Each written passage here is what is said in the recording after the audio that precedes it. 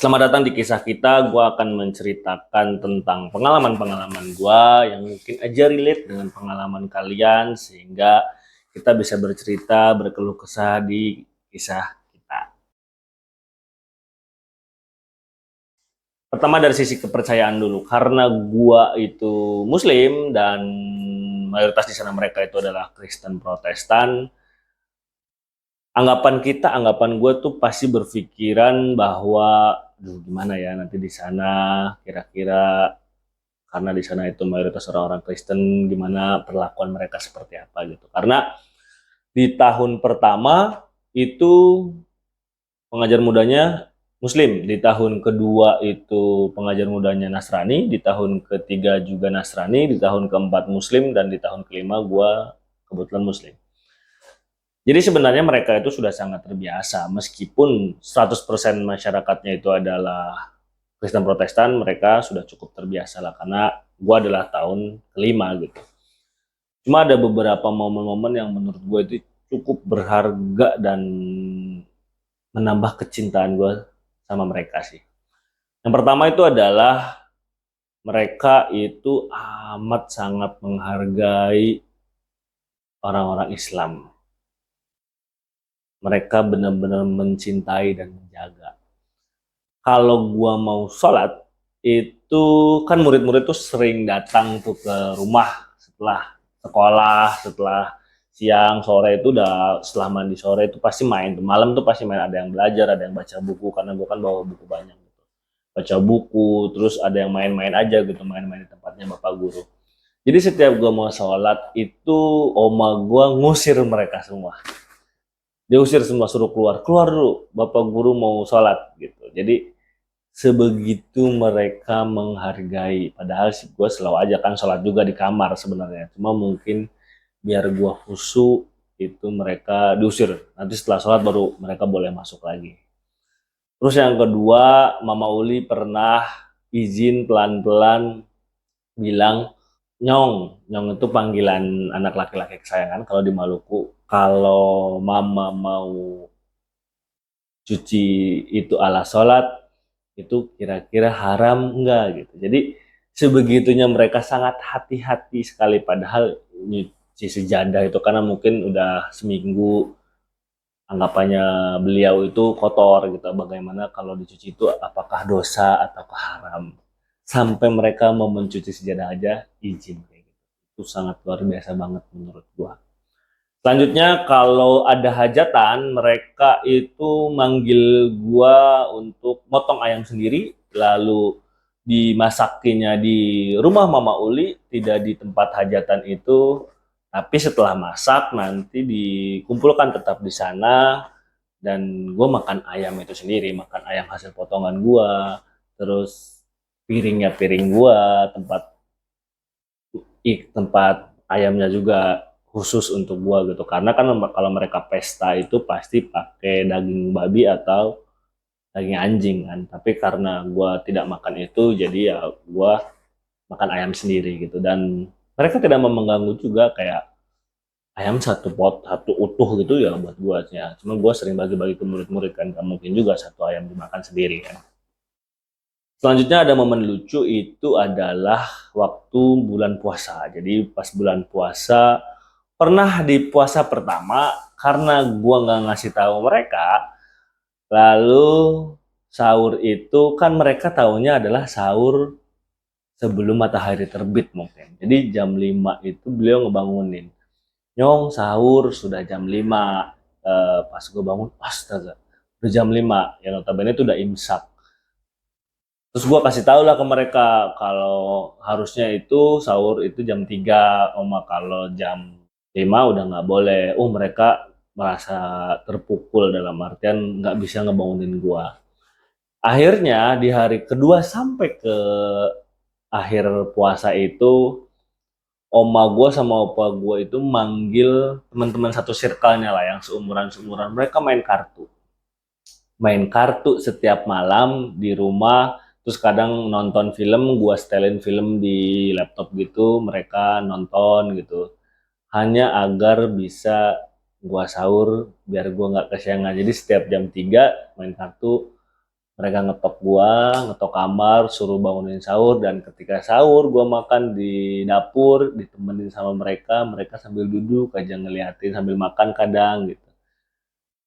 Itu luar biasa banget menurut gua, dan itu pengalaman yang sangat berharga. Bapak Piara gua itu, Bapak Agus, itu adalah salah satu jemaat gereja. Nah, beliau itu di Desa Dodomolu terkenal banget sebagai pemburu babi nomor satu. Jadi kalau ada seseorang tuh yang mau mengadakan pesta, biasanya kan mencari daging babi. Babinya tuh babi hutan. Jadi itu pasti sewanya Bapak Agus. Jadi Bapak Agus itu dulu punya anjing banyak. Anjing tuh 5 atau berapa gitu. Ya, anjingnya itu adalah anjing pemburu babi. Tapi karena mau tidak mau di tahun itu beliau menjadi orang tua gua, kalau kalian mau tahu, anjingnya semua diungsikan di tempat teman-temannya. Dan beliau rehat dulu untuk menjadi seorang pencari babi gitu. Pernah satu kali dalam 1 tahun tuh beliau cari babi itu karena Bapak Camat yang minta. Jadi Bapak Camat mau ngadain pesta, sudah tidak ada babi dimanapun, mau beli juga udah nggak ada yang punya karena babinya mungkin masih kecil-kecil. Akhirnya beliau mau tidak mau mencari babi, dan itu izin dulu sama gua. Nyong, kalau Bapak cari babi boleh atau enggak gitu. Jadi di sana itu gimana ya? Banyak banget pengalaman-pengalaman yang membuat gue sangat mencintai mereka dan sangat sayang banget sama mereka. Karena mereka memperlakukan gue begitu amat sangat berharga. Dan gue merasa ya karena gue merasa dicintai, akhirnya gue benar-benar mencintai mereka. Lalu di sana juga mengalami beberapa musim buah, musim tanam juga. Nah, ini juga ada keseruan di mana gue nggak paham ya, di pulau itu kondisinya itu banyak banget pohon mangga. Kalau di depan-depan rumah sih memang ada beberapa pohon mangga yang mungkin dulu ditanam oleh mereka. Cuma gue bingung juga, di hutan itu banyak banget mangga-mangga hutan, dan itu enak banget, manis banget mangganya dan wangi banget. Gue nggak paham lah. Jadi kalau pas musim mangga, murid-murid gue tuh ngasih tahu, Bapak Guru, ini bentar lagi musim mangga. Jadi sering ngomong gitu, bentar lagi ketemu musim mangga, ketemu cari mangga nanti, pergi pergi hutan gitu. Pipi hutan nanti ketemu cari mangga gitu. Jadi mereka sering cerita, ternyata memang mangganya itu enak banget. Jadi kalau musim mangga itu kami setelah belajar selama setengah hari gitu, jam 12 tuh mereka udah siap-siap, mereka pulang, mereka makan siang, lalu jemput gua lagi. Setelah itu kita pergi ke hutan, dan pohonnya itu besar-besar, pohonnya itu wah mungkin dipeluk sama kita juga udah nggak bisa gitu. Jadi pergi ke hutan kami mencari mangga. Pohonnya besar tapi murid-murid gua tuh jago-jago banget naik pohon itu, tung tung tung tung, tung, sampai ke atas, tiba-tiba ada di atas aja. Setelah kita ngambil mangga itu nggak tanggung-tanggung gitu, mangganya itu banyak banget dan bawa sekarung gitu. Hampir setiap hari itu bawa setengah karung gitu mangganya. Kita makan bareng-bareng sampai bosan. Soalnya ada musim semangka juga musim yang rame banget, seru. Namanya di sana Pateka. Jadi kalau lagi musim Pateka itu ya sama seperti musim semangka, cuma kalau Pateka ini ditanam. Jadi kalau udah mau mulai musim hujan, mereka nanam Pateka kayak gitu. Ada lagi di Januari itu adalah musim tanam jagung. Ini yang seru. Jadi kalau udah mulai musim tanam jagung, itu periodenya dari Januari sampai Maret. Itu kampung akan sepi. Kampung tuh sepi. Di desa itu sepi karena orang tua di sana itu pergi ke rumah kebun. Jadi setiap keluarga itu punya, karena di sana dulu marga-marga gitu, ada marga Itranbe, Rahanwati, Lanit, dan lain sebagainya. Itu mereka mempunyai ladang masing-masing. Jadi kayak udah turun-turun temurun gitulah, bahwa ya Itranbe ini tanah kamu. Terus marga yang lainnya tanahnya udah ada masing-masing gitu. Nah, mereka punya juga rumah-rumah kebun gitu. Nggak rumah sih ya, semacam ala-ala gubuk-gubuk gitu lah untuk mereka meneduh, karena mereka ya mau tidak mau selain mereka nelayan, mereka juga adalah petani gitu. Jadi nanamnya dulu nanam berbagai buah-buahan dan juga bahan pangan. Di sana makanan pokoknya itu adalah singkong, bukan nasi. Jadi mereka memang makannya itu adalah singkong, lalu ubi, dan juga pisang mentah. Jadi pisang mentah itu direbus. Makan singkong tuh bahasa sana tuh sebutnya bangkalah, itu enak banget sih, nggak ngerti lagi lah. Kembali lagi, jadi kalau pas musim jagung itu selama kurang lebih 3 bulan dari Januari sampai dengan Maret mereka akan pergi ke kebun. Murid-murid sekolah ngajar, gue ngajar sama mereka. Pulang mereka sekolah, mereka langsung pergi ke kebun semua karena tidak ada makanan. Jadi orang tuanya itu benar-benar full di kebun. Apalagi kalau sudah mau berbuah. Mereka benar-benar full di rumah kebun disebabkan karena banyak hama. Hamanya di sana itu adalah burung kakatua. Jadi burung kakatua di sana sebagai hama. Kalau jagung yang sudah mulai berbuah itu kalau nggak dijagain selesai itu habis oleh burung kakatua. Jadi kampung tuh benar-benar sepi selama 3 bulan itu. Sekolah, setelah pulang sekolah mereka langsung ke kebun, makan, nanti pulang lagi sore, malam gitu. Nah, orang tuanya itu laki-laki itu biasanya tetap menginap di sana, ibunya yang pulang kayak gitu. Untuk menyiapkan anaknya besok sekolah. Unik lah pokoknya.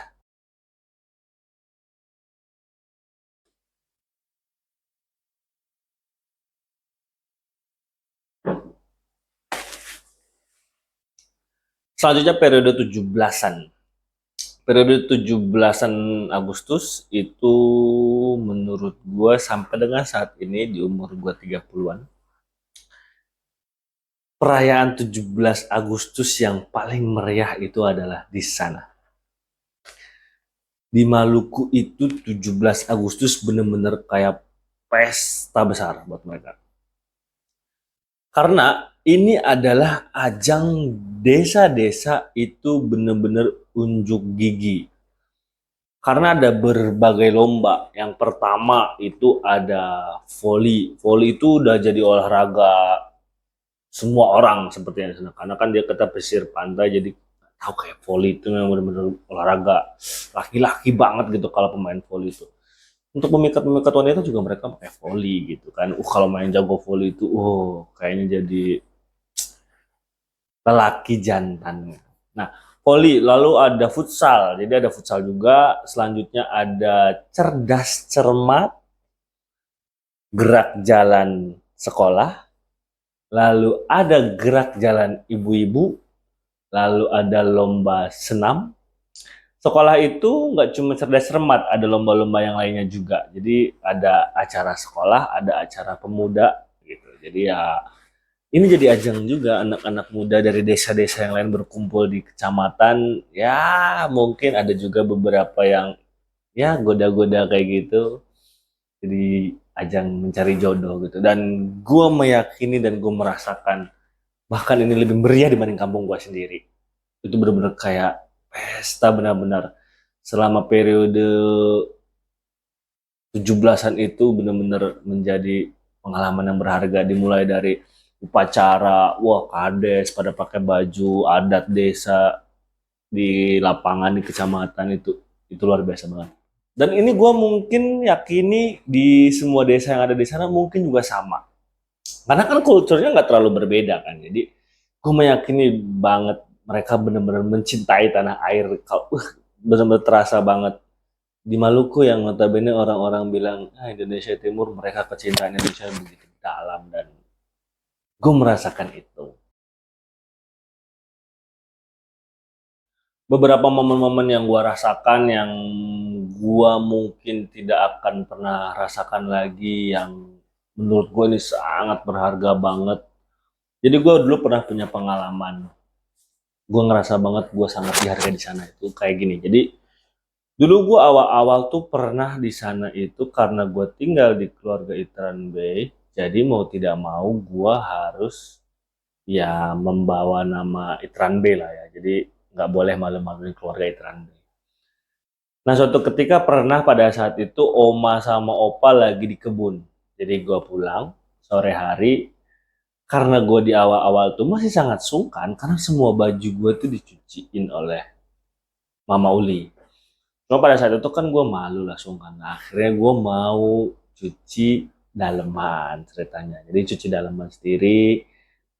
Kebetulan di kamar mandi airnya sedang tidak ada. Jadi di sana itu mandinya pakai masih nimba, pasti timba gitu. Jadi ada sumur nimba gitu. Jadi sumurnya itu ada di sumur bersama sih itu sebenarnya. Cuma ada di samping tetangga gitu. Jadi kayak kita jalan dulu keluar rumah, terus gotong pakai pakai ember, nanti kita mandi di sana, bawa airnya ke kamar mandi, kita tuang, kita mandi. Gue pernah mau cuci daleman, terus gue nimba air buat mandi sore karena kan mau nunggu oma sama opa, gue nggak tahu mereka pulangnya kapan gitu. Akhirnya udah gue mandi lah, mandi gue jemur daleman gue. Ternyata ada tetangga yang lihat lalu ngomong ke oma sama opa. Di malam itu juga itu semua keluarga Itran Bey berkumpul di rumah, semua keluarga besar, adiknya opa, adiknya oma, terus sepupu-sepupunya Bapak Agus, kumpul semua. Jadi gua disidang. Cuma gara-gara gua tidak boleh nyuci dan ambil air lagi. Jadi kalau gua nyuci dan gua ambil air sendiri itu menghina keluarga Itran Bey. Karena gua itu sudah ada di sana sebagai anak mereka, sebagai bagian dari Itran Bey, maka mereka tidak ingin gua itu kerepotan karena posisinya adalah seorang guru dan mereka sangat senang sekali ada seorang guru dari keluarga Itran Bey dan sebisa mungkin mereka menservis dengan baik agar gua tidak melakukan pekerjaan di luar dari mengajar. Sebegitu cintanya mereka sama gua dan ya itulah yang menyebabkan gua sangat mencintai mereka. Di Maluku Tenggara Barat itu notabene di desa-desanya tidak ada sinyal. Mungkin yang ada sinyal itu hanya di Saumlaki, lalu di Desa Adaut, di tempatnya salah satu pengajian muda yang lain namanya Rahmi. Sisanya ya nggak ada sinyal, bahkan jangankan internet, sinyal telepon aja nggak ada. Jadi kami kan dalam 1 tahun itu, periode 1 tahun, kita kan tidak hanya di desa, kita juga harus ke kota, ke Saumlaki koordinasi dengan Bapak Kadis, koordinasi dengan jajaran-jajaran dinas pendidikan, kalau mau ngadain event, mau ngadain program, dan lain-lain. Cara komunikasi kita di sana adalah menggunakan surat. Jadi nanti karena kebetulan ketuanya itu adalah Rahmi di Adaud, jadi nanti dia buat surat untuk para pengajar muda yang lain di desa masing-masing. Dir sahabatku, bikin surat bahwa perjanjian tanggal sekian bulan sekian kita kumpul di Saumlaki. Bagaimanapun caranya kita kumpul di sana menggunakan transportasi yang ada, bagaimanapun ya nggak bisa tepat waktu juga karena memang beda-beda di berbagai pulau berkumpul gitu di Saumlaki. Ada yang tidak sesuai dengan jadwal kapal. Kapal itu ke Saumlaki tidak setiap hari. Jadi kapal itu ke Saumlaki mungkin 2 minggu sekali, mungkin juga sebulan sekali, mungkin juga tidak ada dalam berbulan-bulan. Ya itu sangat random banget. Tapi yang unik adalah surat itu pasti sampai. Tidak mungkin tidak. Jadi bener-bener Bapak titip ya ke Larat, nanti di Larat titip ya ke pengajar muda yang ada di Adodo, yang ada di Wadanko, titip ke pengajar muda yang ada di Werain, yang ada di Lamdasar Barat, dan itu sampai. Dan kita bisa udah sering kali banget kita kumpul bareng gitu. Jadi kayak dari surat itu menjadi sebuah chemistry, kita bisa kumpul gitu. Itu unik banget dan itu masih berjalan di sana karena ya sinyal belum ada. Tapi sekarang harusnya udah enggak lah ya karena sinyal sekarang udah masuk. Infonya sih seperti itu. Mungkin itu adalah beberapa cerita yang gue sampaikan ke kalian. Cerita-cerita pengalaman gue kurang lebih 1 tahun di sana itu banyak banget sebenarnya yang pengen gue ceritain, dari mulai cara mengajar, dari mulai murid-muridnya seperti apa, lalu tanggapan masyarakat di sana seperti apa, sebegitunya gue dihargai oleh mereka. Cuma kalau gue cerita detail semua itu sepertinya panjang banget dan gue juga udah mulai beberapa lupa, tapi ada beberapa momen berharga yang menurut gue tuh itu indah banget. Mungkin cerita gue cukup sampai segini. Momen-momen yang gue ceritakan, yang gue bagikan ke kalian gitu. Karena ya kalau tadi lagi gue bilang kalau gue cerita semua kayaknya nggak cukup lah sejam 2 jam gitu. Setahun, bayangkan setahun pengalaman gue di sana. Cuma ini tidak menjadi patokan karena di setiap desa, di setiap penempatan itu beda-beda, perlakuannya beda-beda, kulturnya pun beda. Mungkin di Indotim mungkin mirip-mirip karena di Indotim itu ada juga yang di Fakfak, ada juga yang di Maluku Barat Daya, ada juga yang di berbagai kecamatan atau kabupaten yang lain lah ya gitu. Bahkan jangankan penempatan kabupaten, antar desa pun berbeda. Mungkin Tasya di Wadankau berbeda dengan gua di Adodo. Sandi di Wunlah berbeda dengan Juli yang di Werain. Lalu Rahmi yang di Adaud juga berbeda perlakuannya dengan Indah yang ada di Lamdesar Barat. Jadi memang beda-beda. Cuma di Adodo itu gue ngerasa gue sangat dihargai dan sangat dicintai oleh mereka. Cuma kembali lagi, apa yang mereka berikan kepada kita itu sebenarnya adalah gambaran dari apa yang kita berikan ke mereka. Bagaimana kita menganggap mereka, lalu bagaimana kita memperlakukan mereka, gambarannya adalah mereka memperlakukan kita. Sebisa mungkin kalau nanti teman-teman yang lihat video gua dan lu pengen menjadi pengajar muda dan lu menjadi pengajar muda, lu bisa belajar banget di sana karena perlakuan dari masyarakat di sana itu cerminan dari perlakuan lu semua ke mereka gitu. Karena mereka akan bertindak baik kalau memang kita baik. Kalau memang kitanya agak kurang baik, ya mungkin mereka juga malas-malasan untuk baik. Ini jadi pembelajaran buat kita semua, pembelajaran yang amat sangat berharga. Jangan jadi patokan cerita gua. Ini adalah hanya satu desa dari berbagai desa. Di angkatan gua ada 75 orang, notabene berarti ada 75 desa yang berbeda-beda.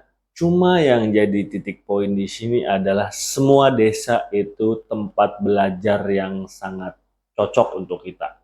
Dan Indonesia Mengajar pun menempatkan kita di sana itu adalah sesuai dengan profil kita masing-masing. Jadi si Jarot memang cocoknya di Maluku Tenggara Barat, di Adodo. Si Tasya cocoknya di Padanko. Ada juga yang lain cocoknya di Sumatera.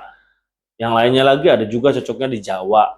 Ada juga, oh ini orangnya cocoknya di Papua. Jadi memang sudah ditempatkan sesuai dengan profil kita masing-masing. Tinggal bagaimana kita untuk menerapkan itu dengan baik dan juga tetap menghormati mereka. Karena lagi-lagi kita adalah pendatang dan sendiri pula gitu, mau tidak mau kita harus banyak belajar mendengar dan juga banyak bertindak yang baik seperti itu. Pembelajaran ini cukup sangat berharga. Gua sih saranin buat anak-anak muda kalau memang lu punya waktu lebih dan mau mengorbankan 1 tahun lu setelah lulus, nggak mau kerja dulu tapi ngambil project ini, gua sih bilang ini cukup berharga. Karena 74 yang lainnya, teman-teman gue di angkatan gue, itu orang-orang hebat semua. Lulusan-lulusan terbaik. Bahkan di awal-awal gue sebenarnya minder lihat mereka. Karena anjir, ini kayak pemuda-pemuda terbaik gitu. Salut-salut lah. Unik-unik keistimewanya banyak. Gue banyak belajar dari teman-teman pengajar muda yang lain. Gue banyak belajar dari desa. Dan juga gue banyak belajar dari pemuda-pemuda stakeholder yang ada di sana. Ini adalah sekolah kepemimpinan yang benar-benar efektif buat kalian karena kalian bisa menerapkan ini, mendapatkan pembelajaran yang ada di sana untuk bekal kalian hidup di society yang sebenarnya. Mungkin sekian dari gua, cukup panjang ceritanya, semoga kalian tidak bosan mendengarnya. Gue nggak detail tentang mengajarnya seperti apa, karena kalau gue detail tentang mengajarnya, ya tadi lagi balik lagi itu ceritanya bakal panjang banget. Intinya adalah gue mengajar selama Senin sampai Sabtu di sana. Gue nyalain lonceng teng teng teng teng teng teng pagi, dan gue juga membubarkan mereka semua di siang hari. Gue nggak usah menjelaskan ke kalian kenapa gue melakukan itu. Dan gue juga mengajar di SMP dan juga SMA, dan gue juga tidak usah menjelaskan kenapa gue mengajar di SMP dan SMA. Intinya adalah di Indonesia Timur, khususnya di desa gua itu masih sangat membutuhkan pengajar-pengajar karena ya pengajarnya dikit. Dan Molomaru khususnya itu adalah kecamatan yang paling jauh yang orang-orang enggan untuk datang ke sana. Cuma orang-orangnya luar biasa baiknya, orang-orangnya sebegitu baik banget lah pokoknya. Dan mereka itu pemalu, istilahnya itu malu hati, mereka tuh sungkan dan mereka itu malu kalau ketemu sama orang-orang yang lebih pintar. Mereka tuh minder. Dan ini sebenarnya harus dihilangkan. Dalam artian, ya kita kan semua setara gitu. Tidak ada yang lebih baik. Tergantung sudut pandang aja kan sebenarnya. Nah, PR Indonesia untuk membereskan itu memang masih sangat panjang sebenarnya. Dan buat teman-teman anak-anak muda, kalau memang kalian pengen banget terlibat, silahkan terlibat, bergabung menjadi pengajar muda. Entah pengajar muda ada sampai kapan, selama itu ada, gue saranin kalian untuk menjadi bagian dari pengajar muda. Dan gue berharap pendidikan Indonesia bisa lebih baik, lebih baik, lebih baik, terus lebih baik. Karena ya mau nggak mau, kemajuan Indonesia ya jalurnya adalah pendidikan. Kita membuat Indonesia maju, membuat negara kita maju, jalan utamanya itu adalah pendidikan. Sekian dari gua, kita ketemu lagi di kisah kita selanjutnya. Cerita apapun itu apa ya, pengalaman-pengalaman yang selanjutnya deh, nanti kita lihat anaknya seperti apa. Selamat malam dan sampai jumpa.